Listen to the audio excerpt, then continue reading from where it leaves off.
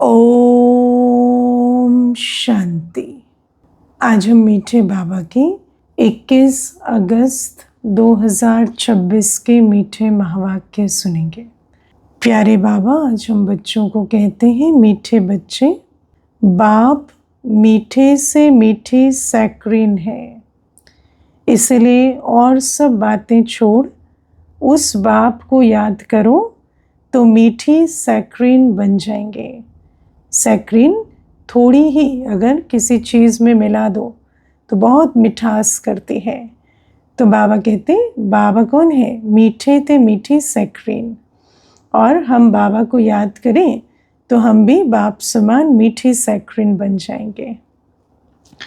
प्रश्न है, तुम बाप द्वारा श्रीमत लेकर अपने अंदर कौन से संस्कार भर रहे हो?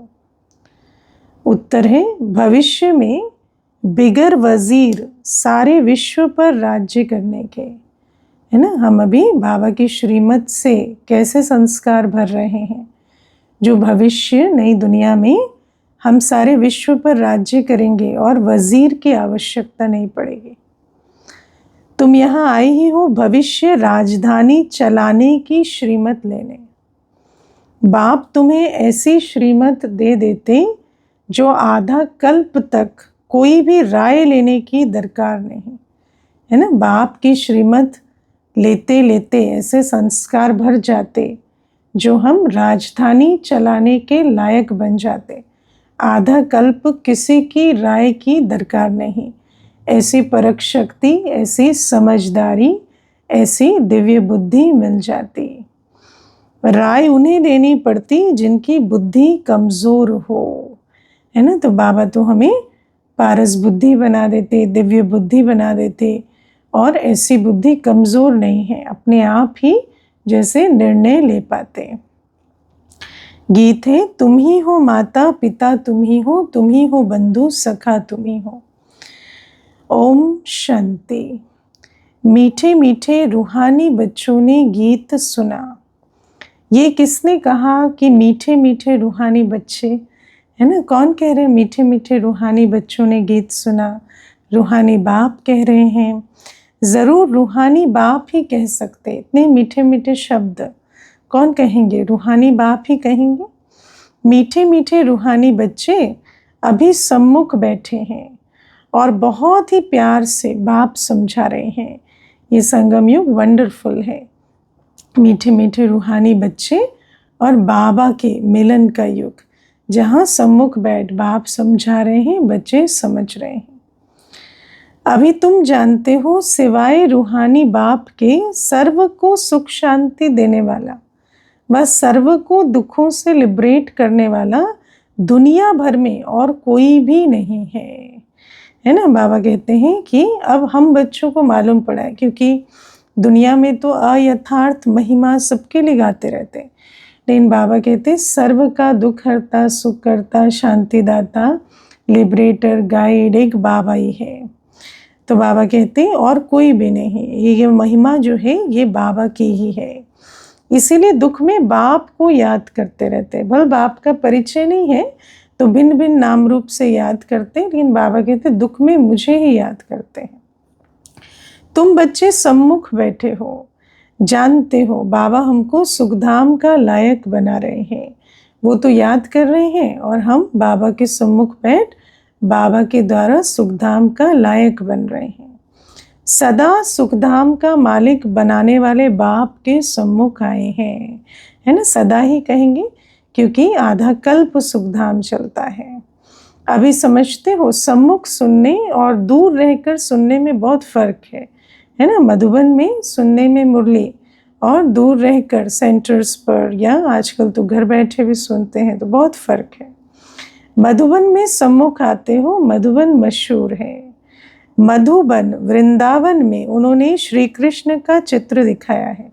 अब भक्ति मार्ग में वृंदावन में मधुबन दिखाते हैं और वहाँ पर उस मधुबन में श्री कृष्ण का निवास दिखाते हैं, परंतु श्री कृष्ण तो है नहीं। है ना, बाबा कहते मधुबन जहाँ है ना अमृत धारा बहती है, वो तो इस समय संगम युग पर माउंट आबू में है।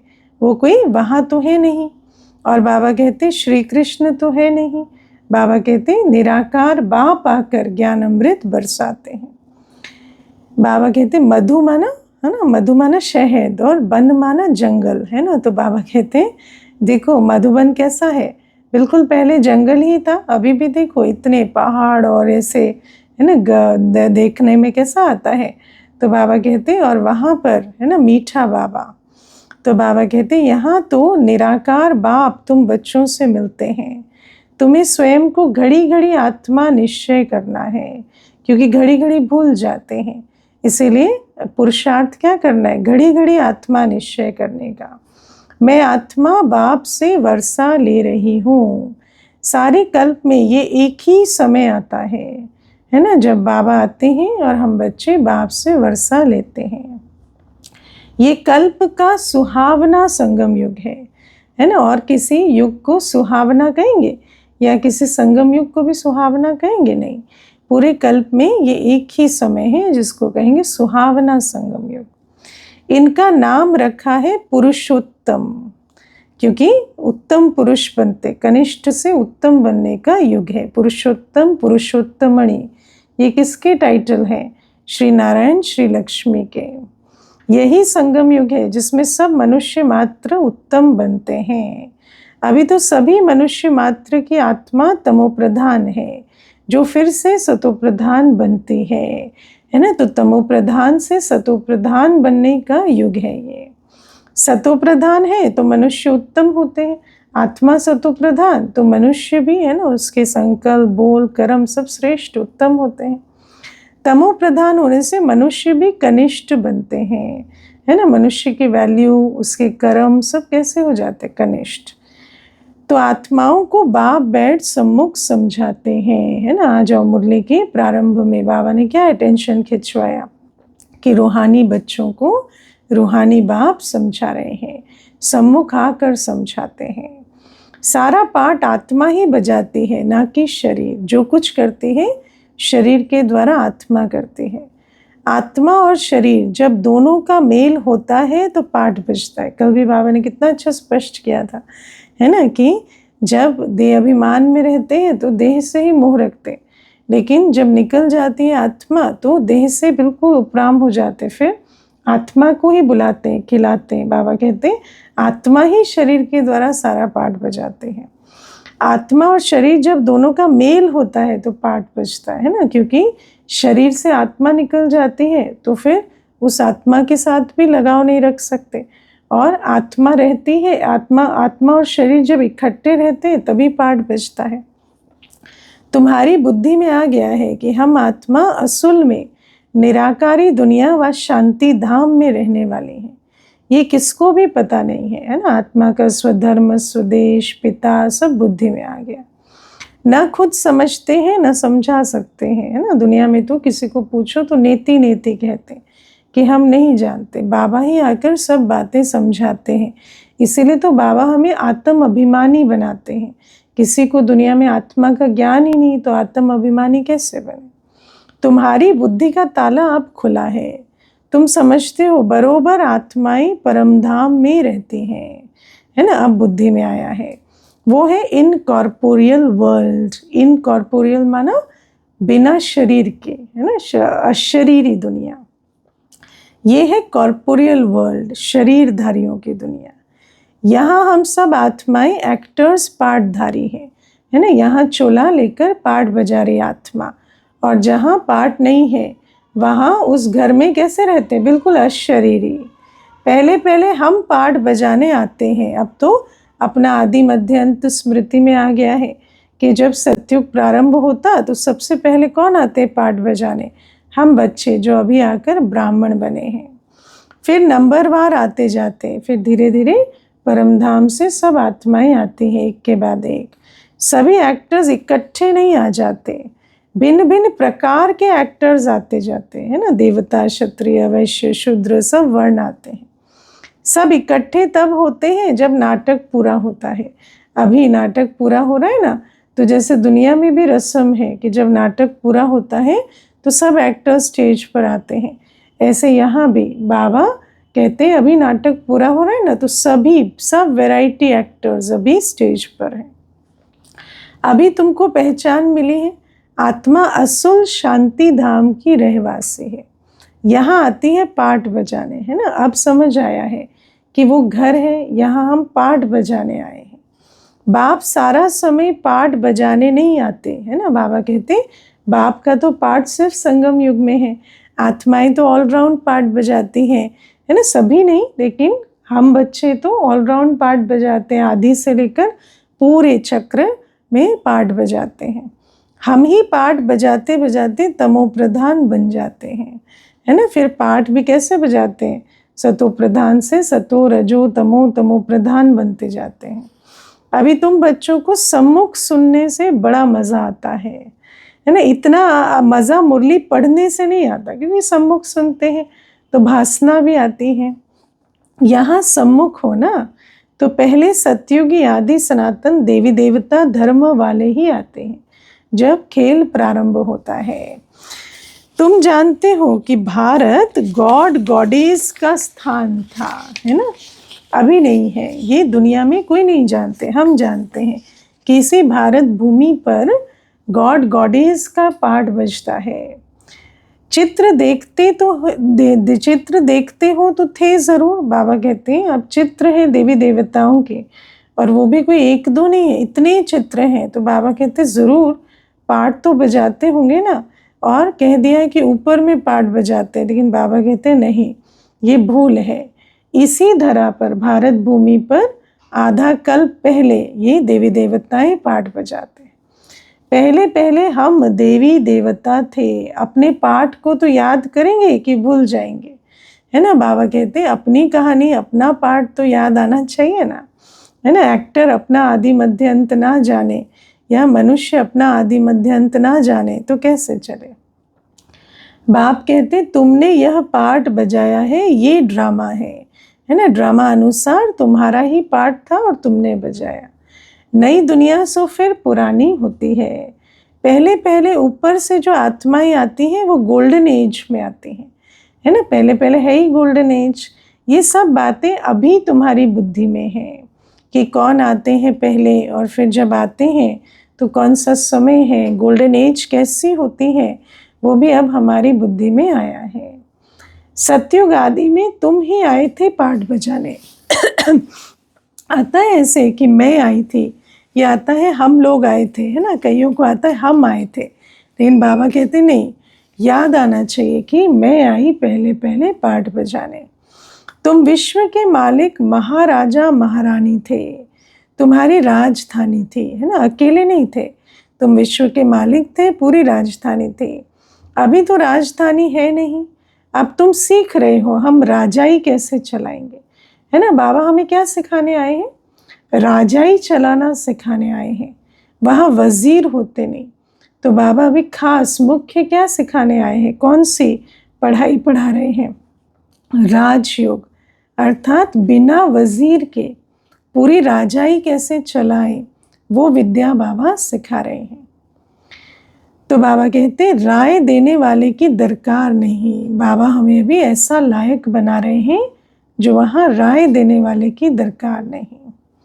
वह तो श्रीमत द्वारा श्रेष्ठ ते श्रेष्ठ बन जाते हैं, फिर उनको दूसरे कोई से राय लेने की दरकार नहीं रहती, क्योंकि अगर कोई श्रेष्ठ ते श्रेष्ठ है और वो किसी से राय ले रहा है तो राय देने वाला उनसे भी ऊंचा हो गया। लेकिन बाबा कहते जो ऊंचे थे ऊंच बनते हैं, श्रेष्ठ थे श्रेष्ठ, अब ऊंचे थे ऊंच तो बाबा को ही कहेंगे। लेकिन साकारी सृष्टि में जो विश्व महाराजन विश्व महारानी श्रेष्ठ से श्रेष्ठ बनते हैं, उनको किसी से राय लेने की दरकार नहीं है। अगर कोई से राय ले तो समझा जाएगा इनकी बुद्धि कमजोर है। अभी जो श्रीमत मिलती है वो सतयुग में भी कायम रहती है ना। श्रीमत का जो बल है, श्रीमत से श्रीमत पर चलते बुद्धि इतनी एक्यूरेट हो जाती है कि वो एक्यूरेसी, बुद्धि की ताकत कायम रहती है। अब तुम्हारी आत्मा फ्रेश हो रही है ना, और ऐसी रिफ्रेश आत्मा जिसमें ताकत भर रही है, जो रिफ्रेश हो रही है, वो 21 जन्मों तक बिना वजीर के राज्य चलाने के लायक है। अभी तुम बच्चों को देही अभिमानी बनना है ना, मुख्य पुरुषार्थ यही है। शांति धाम से आकर यहाँ तुम टॉकी बने हो। टॉकी होने बिगर कर्म हो ना सके, है ना। बाबा कहते टॉकी होने बिगर कर्म हो ना सके। साकार शरीर ना हो तो कर्म कैसे हो। कर्म क्षेत्र में तो जीव आत्माएं टॉकी ही रहते हैं। बाबा कहते हैं ना, परम धाम है साइलेंस, सूक्ष्मदन है मूवी, और ये साकार लोक है टॉकी। ये बड़ी समझने की बातें हैं। जैसे बाप में सारा ज्ञान है, वैसे तुम्हारी आत्मा में भी अब ज्ञान है। अब आत्मा भी कैसे बन रही है, श्रीमत से भरपूर, है ना, ज्ञान स्वरूप। तो जैसे बाबा को किसी से राय लेनी पड़ती है क्या? नहीं, बाबा तो सबको राय दे देते हैं। तो बाबा कहते हैं ऐसे तुम भी अब बन रहे हो। आत्मा कहती है हम एक शरीर छोड़ संस्कार अनुसार फिर दूसरा लेता हूँ। पाठ कैसे बजाती है? एक शरीर छोड़ती है तो जो संस्कार अनुसार जन्म मिलता है दूसरा। इसको डबल अंडरलाइन करना। अगले जन्म का आधार क्या होता है, कहाँ जाएंगे, कौन सा पाठ बजाएंगे, संस्कार के अनुसार। पुनर्जन्म भी जरूर होता है। आत्मा एक बार आई तो अंत तक पुनर्जन्म लेना ही है। आत्मा को जो भी पाठ मिला है वो बजाती रहती है और संस्कारों अनुसार दूसरा जन्म लेती रहती है। आत्मा की दिन प्रतिदिन प्योरिटी की डिग्री कम होती जाती है। ये भी बाबा समझाते हैं कि नियम है, सतो से रजो से तमो में आना ही है। पतित अक्षर द्वापर के बाद काम में लाते हैं, है ना, क्योंकि पतित माना खास काम विकार बाबा कहते हैं, और बाकी भी पांचों विकार। तो बाबा कहते हैं ये तो द्वापर से ही प्रवेश होते हैं। फिर भी थोड़ा सा फर्क जरूर पड़ जाता है। तुम नया मकान बनाओ, 1 मास के बाद कुछ फर्क जरूर पड़ेगा। तो बाबा कहते त्रेता में भी थोड़ा फर्क तो पड़ता है, लेकिन पतित अक्षर त्रेता में काम में नहीं ला सकते।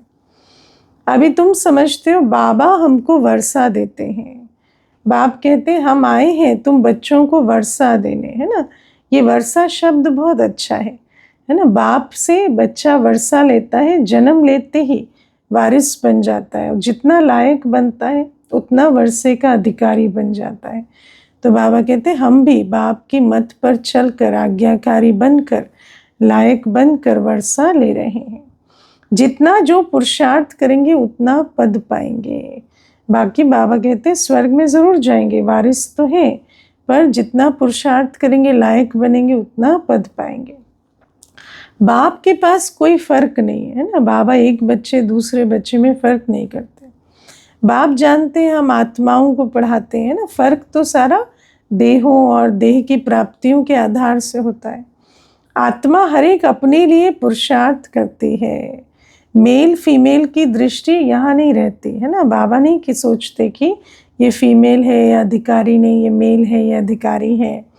तुम सब बच्चे बेहद बाप से वर्षा ले रहे हो। बाबा कहते हैं आत्मा, हर एक आत्मा वर्षे की अधिकारी है। सभी आत्माएं ब्रदर्स हैं जिनको बाप पढ़ाते हैं और वर्षा देते हैं। बाप ही रूहानी बच्चों से बात करते हैं कि हे लाडले मीठे सिकिलधे बच्चों, तुम बहुत समय पाठ बजाते बजाते अब फिर आकर मिले हो अपना वर्षा लेने। ये भी ड्रामा में नोंद है ना। बाबा कहते ड्रामा अनुसार तुम अभी बहुत समय पाठ बजाते बजाते, पूरे 84 जन्म तुमने बिछुड़ कर पाठ बजाया, अब फिर आए हो मिलकर वर्षा लेने। शुरू से लेकर पाठ नोंधा हुआ है ना। बाबा कहते सब ड्रामा में बंधाईमान है। तुम एक्टर्स पाठ बजाते एक्ट करते रहते हो शुरू से, है ना। आत्मा अविनाशी है, इसमें अविनाशी पाठ भरा हुआ है। जब अविनाशी पाठ भरा हुआ है तो पाठ जब कभी घिसता नहीं, खत्म नहीं होता, तो कल्प कल्प आत्मा को आकर अपना पाठ बजाना है। ऐसे नहीं मोक्ष मिल जाएगा, आए ना पाठ ही ना बजाए। शरीर तो बदलता रहता है, बाकी आत्मा सिर्फ प्योर से इम्प्योर बनती है। सतयुग में है पावन, है ना। बाबा कहते हैं आत्मा की भी स्टेजेस हैं। पहले एकदम प्योर सतो प्रधान, फिर सतो रजो तमो तमो प्रधान। बाबा कहते सतयुग में है पावन, इसको कहा जाता है पतित दुनिया। अभी सुख धाम स्थापन होता है, बाकी सब आत्माएं मुक्ति धाम में रहेंगी, है ना। सुख धाम स्थापन होगा तो जो पुरुषार्थ करते हैं, लायक बनते हैं, वो जाएंगे। बाकी कहाँ रहेंगे? बाकी सब घर जाकर विश्राम करेंगे। अभी ये बेहद का नाटक आकर पूरा हुआ है। सभी मच्छरों में, सभी आत्माएं मच्छरों मिसल जाएंगी, है ना। देखा है ना मच्छरों का झुंड कैसे जाता है, ऐसे सब उड़ जाएंगे अपने घर।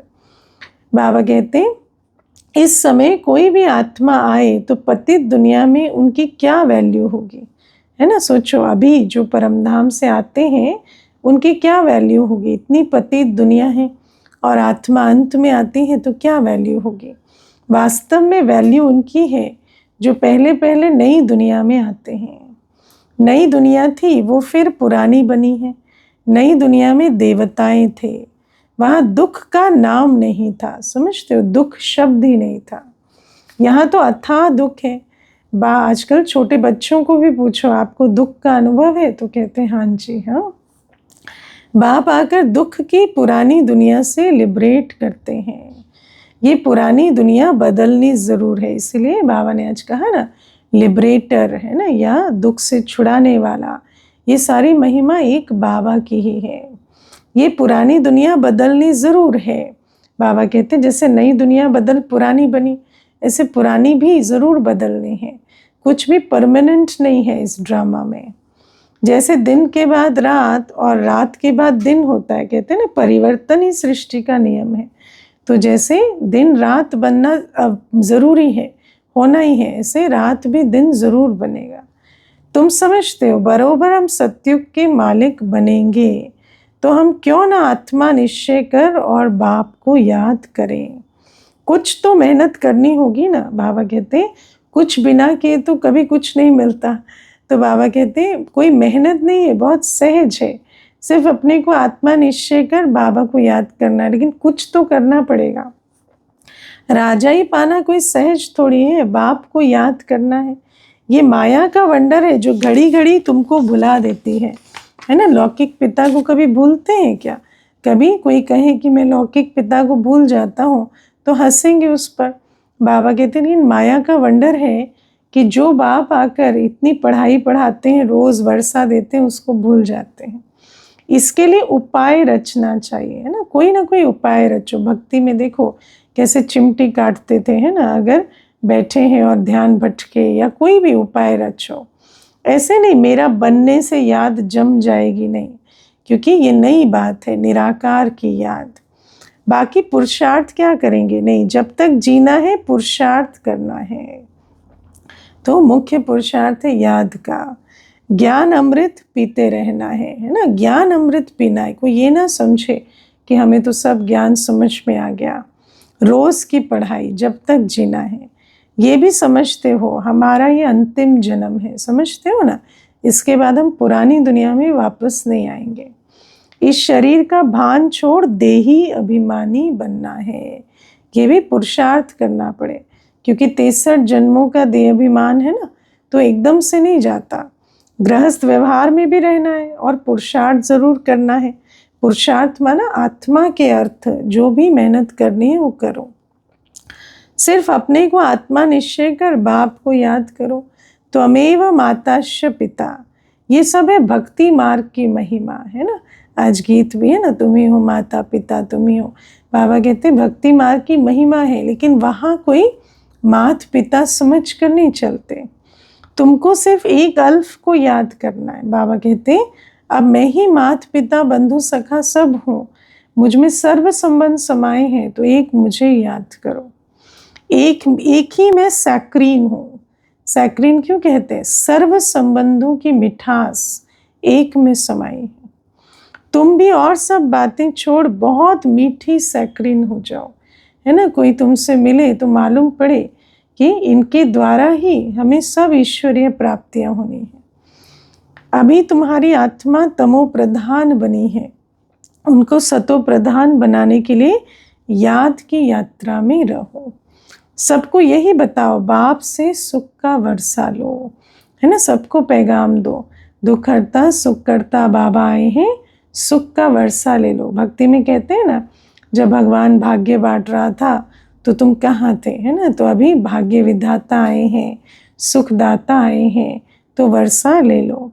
सुख होता ही है सतयुग में, सुख धाम स्थापन करने वाला बाप है ना। ये भी बाबा कहते, कई नहीं समझते, दुनिया में तो कोई भी नहीं समझते कि सुख दुख धाम में नहीं हो सकता। ये दुख धाम है। सुख मांगते हैं माना दुख धाम का विनाश, और सुख धाम की स्थापना मांगते हैं। सुख धाम स्थापन करने वाला बाप है। बाप को याद करना है बहुत सहज, है ना। बाप को याद करना क्यों मुश्किल होगा, परंतु माया का ऑपोजिशन बहुत है। इसलिए कोशिश कर, मुझे याद करो तो खाद निकल जाएगी। ऑपोजिशन भल है, लेकिन जो पुरुषार्थ करेंगे वो याद कर खाद भस्म कर लेंगे। सेकंड में जीवन मुक्ति गाया जाता है, क्योंकि बाप का बने और वर्षे का अधिकारी बने।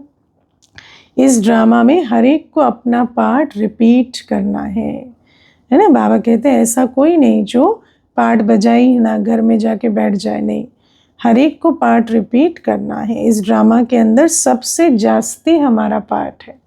बाबा हमें क्या कहते हैं, हीरो एक्टर, आदि से अंत तक का पार्ट बजाने वाले। सुख भी सबसे जास्ती हमको मिलेगा, क्योंकि सुख तो उसी को मिलेगा जो आदि से आए। शुरू में ही सुखधाम है, जो जितना देरी से आएगा उतना उसका सुख माइनस हो जाएगा। बाप कहते तुम्हारा देवी देवता धर्म बहुत सुख देने वाला है, और बाकी सब शांति धाम में चले जाएंगे। हिसाब किताब चुकतू कर कर, जास्ती विस्तार में हम क्यों जाएं, है ना। बाबा कहते जास्ती विस्तार में जाने की बात नहीं, जितना जानने का है उतना बाबा समझा देते हैं। बाप आते ही हैं सबको वापस ले जाने, मच्छरों सदृश सबको ले जाते हैं। शरीर खत्म हो जाएंगे। सोचो, इतनी दुनिया जो देख रहे हैं ना, सब शरीर खत्म होंगे और आत्माएं मच्छरों सदृश उड़ जाएंगे अपने घर की ओर। बाकी आत्मा जो अविनाशी है वो हिसाब किताब चुकतू कर कर चली जाएगी। ऐसे नहीं कि आत्मा आग में पड़ने से पवित्र होगी, नहीं, क्योंकि आग तो आत्मा को छू भी नहीं सकती। आत्मा को याद रूपी योग से ही पवित्र होना है। इसीलिए योग की अग्नि कहते हैं ना, योग की अग्नि है ये। उन्होंने फिर नाटक बैठ बनाए हैं। सीता आग से पार हुई, आग से कोई एक को थोड़ी पार होना है ना। बाबा कहते, बाप समझाते तुम सब सीताएं इस समय पतित हो, रावण के राज्य में हो। अब एक बाप की याद से तुमको पावन बनना है ना। याद की अग्नि में तुम बच्चों को पावन बनना है। राम एक ही है ना। बाबा कहते हैं सीता एक नहीं है, राम एक है। राम है शिव बाबा, और बाकी सब आत्माएं सीता है। अग्नि अक्षर सुनने से समझते आग से पार हुई। कहाँ योग अग्नि और कहाँ वो, है ना। स्थूल अग्नि को इतनी महिमा दे दी है। आत्मा परमात्मा से योग रखने से पतित से पावन होगी। रात दिन का फर्क है ना, उस स्थूल अग्नि और योग अग्नि में। आत्माएं सब सीताएं हैं। रावण की जेल में शोक वाटिका में है ना। दुनिया रामायण में तो कह दिया अशोक वाटिका। बाबा कहते रावण जहाँ है उसको शोक वाटिका कहते हैं। यहाँ का सुख तो काग विष्ठा मिसल है ना, अल्पकाल का। स्वर्ग के सुख तो अथाह है। तो बच्चों को ज्ञान रत्नों से झोली भरनी चाहिए, कोई भी प्रकार का संशय नहीं आना चाहिए, है ना। बाबा कहते हैं ज्ञान रत्नों से झोली तब भरेगी जब संशय का छेद नहीं होगा बुद्धि रूपी झोली में। जिनको संशय होता है ना, उनको झोली नहीं भरती। याद में भी बैठेंगे तो भी नहीं, ज्ञान रत्नों से भी झोली नहीं भरेगी। देह अभिमान आने से फिर अनेक प्रकार के प्रश्न आदि उठते हैं। संशय का भी बीज क्या है, देह अभिमान, है ना। देह अभिमान के कारण प्रश्न पूछते हैं, है ना। बाबा को पहचान नहीं पाते। फिर बाप जो धंधा देते हैं वो करते नहीं है ना। ज्ञान रत्न से झोली भरती है ना। प्रश्न भी बहुत करते हैं, माथा ही खराब कर देते हैं, और फिर साथ में जो बाबा कहते हैं वो करते भी नहीं है। मूल बात है हमको पतित से पावन बनना है। उसके लिए याद की यात्रा तो करनी पड़े, कुछ करेंगे नहीं, है ना। संशय बुद्धि ऐसे होते हैं देह अभिमानी कि प्रश्न पूछते रहेंगे, लेकिन पावन बनने का समय निकलता जाता है, याद पर अटेंशन ही नहीं देंगे। दूसरे कोई भी संकल्प उठाने की दरकार ही नहीं है। पावन बनेंगे तो पावन बुद्धि की झोली में सब कुछ जैसे आपे ही धारण होता जाएगा, लेकिन मुख्य पुरुषार्थ नहीं करते, प्रश्न उठाते रहते हैं। ये है पतित दुनिया, वो है पावन दुनिया। मुख्य बात है ही पावन बनने की।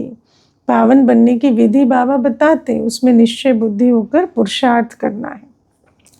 पावन कौन बनाएंगे ये कुछ भी पता नहीं है ना। सारी दुनिया पतित है तो पावन कौन बनाएंगे। अब पतित तो पतितों को पावन नहीं बना सकते, तो कोई ज़रूर है कि जो पावन दुनिया से आकर पावन बनाएंगे। बोलो तुम पतित हो तो बिगड़ पड़ेंगे, खुद गाएंगे, है ना, जाकर आरती में गाएंगे, लेकिन बोलो तो बिगड़ पड़ेंगे।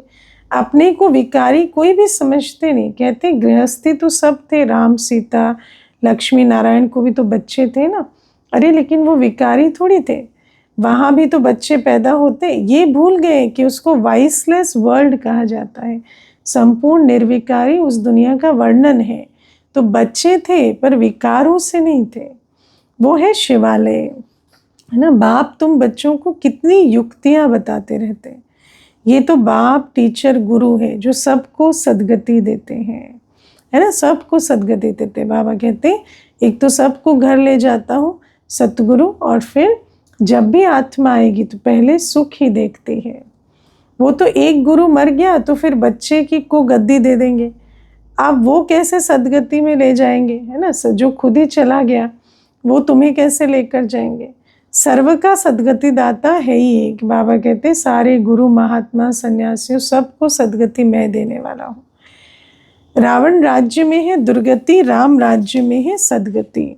बाप सबको पावन बनाकर ले जाते हैं, फिर कोई फट से पतित नहीं बनते, नंबरवार उतरते हैं, है ना। बाबा कहते हैं पतित बनने में भी 5000 वर्ष लगते हैं। सतो प्रधान से सतो रजो तमो, है ना, कितने वर्ण कितने स्टेजेस पार करते हैं।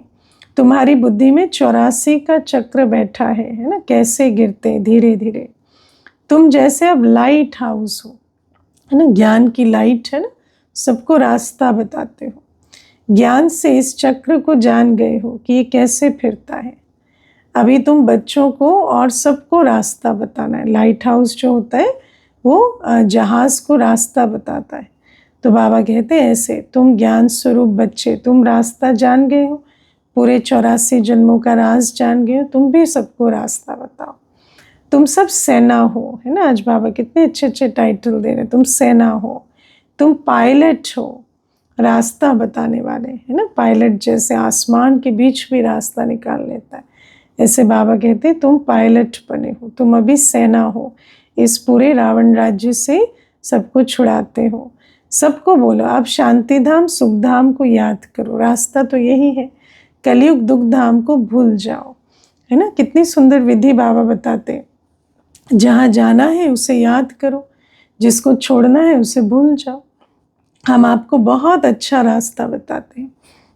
पतित पावन एक ही निराकार बाप है, उनको याद करने से तुम पावन बन जाएंगे, है ना। सबसे अच्छा रास्ता है पतित पावन को याद करने का। सारी दुनिया में सब पतित हैं, पतित पावन एक ही बाप है, उनको याद करने से पावन बन जाएंगे। तुम्हारी आत्मा पर जो कट चढ़ी हुई है वो उतरती जाएगी। भगवान वाच है मन मना भव, अपना मन मुझसे लगाओ। किसके वचन है ये? भगवान के, निराकार शिव बाबा के।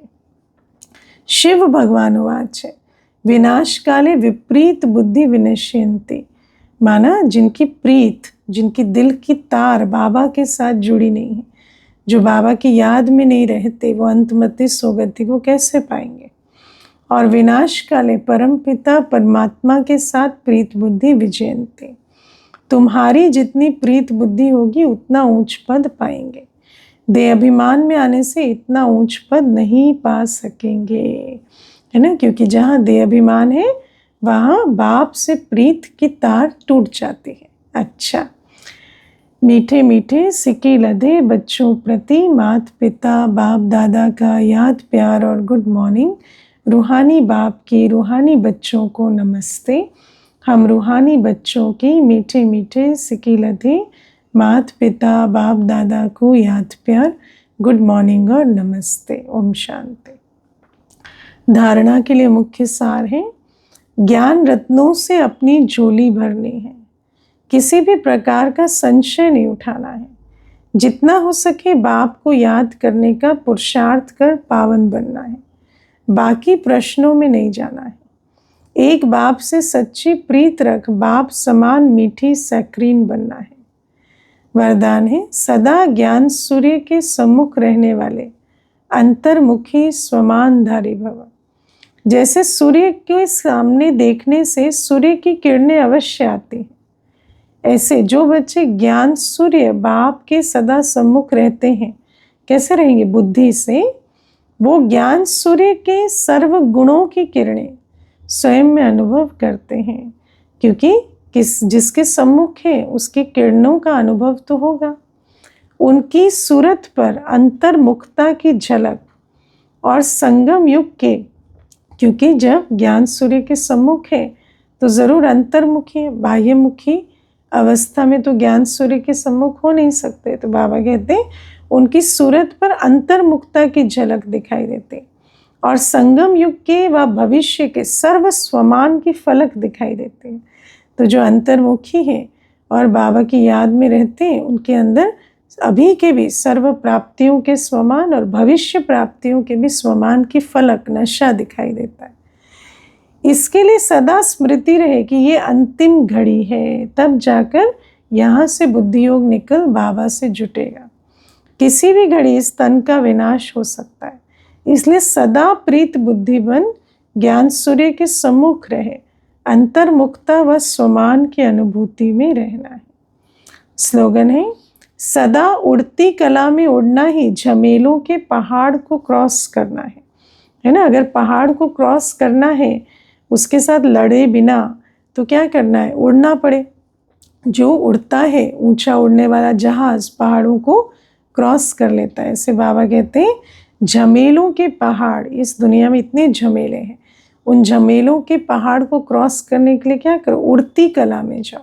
पुरुषार्थ को ऐसा बनाओ जो वो चलती कला का नहीं, उड़ती कला का पुरुषार्थ बने। जब ऐसे पुरुषार्थ से स्टेज बनाएंगे, ऊंची स्टेज, तो झमेलों के पहाड़ को सेकंड में क्रॉस कर लेंगे। अव्यक्त इशारे, अपवित्रता के बीज को भी समाप्त कर संपूर्ण स्वच्छ अर्थात पवित्र बनो। आज की पॉइंट, पवित्रता ही महानता है, यही योगी जीवन का आधार है ना। पवित्र पहले बने तब तो योगी बने। जरा भी अंश मात्र संकल्प में भी किसी प्रकार की अपवित्रता है, तो जहाँ अपवित्रता का अंश है वहाँ पवित्र बाप की याद जो है जैसा है वैसे नहीं आ सकती, है ना। जैसे यहाँ मिक्स है वहाँ भी मिक्स हो जाएगी याद में भी। इसलिए मनसा में भी अपवित्रता के अंश को समाप्त कर संपूर्ण स्वच्छ बनो। सदा यही स्मृति रहे कि मैं पूज्य आत्मा इस शरीर रूपी मंदिर में विराजमान हूँ। ये स्मृति पवित्रता की स्टेज को पक्का करने में बहुत मदद करती है। अच्छा, ओम शांति।